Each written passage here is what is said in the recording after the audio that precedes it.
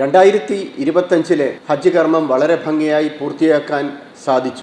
ഇതിന് ഹജ്ജ് കമ്മിറ്റി മെമ്പർമാർ, സംസ്ഥാന സർക്കാർ, ബഹുമാനീയനായ ഹജ്ജ് വഖഫ് സ്പോർട്സ് വകുപ്പ് മന്ത്രി വി അബ്ദുറഹ്മാൻ സർ, ഹജ്ജ് വോളണ്ടിയർമാർ, ട്രെയിനർമാർ എന്നിവർക്ക് പ്രത്യേക അഭിനന്ദനം അർപ്പിക്കാൻ ഞാൻ ഈ അവസരം വിനിയോഗിക്കുന്നു.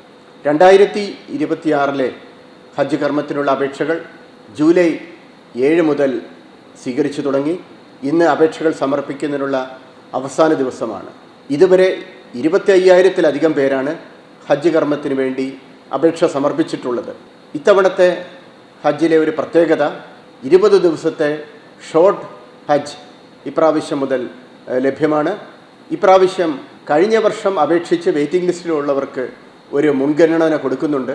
ഹജ്ജ് കർമ്മത്തിന് വേണ്ടി അപേക്ഷിച്ചവരെയും സഹായിക്കുന്നതിന് വേണ്ടി 350ഓളം ഹെൽപ്പ് ഡെസ്കുകളാണ് തയ്യാറാക്കിയിട്ടുള്ളത്. ഹജ്ജ് കർമ്മത്തിന് തിരഞ്ഞെടുപ്പ് നടത്തുന്നതിനുള്ള നറുക്കെടുപ്പ് ഓഗസ്റ്റ് മാസം 12-ാം തീയതി നടക്കുന്നതാണ്.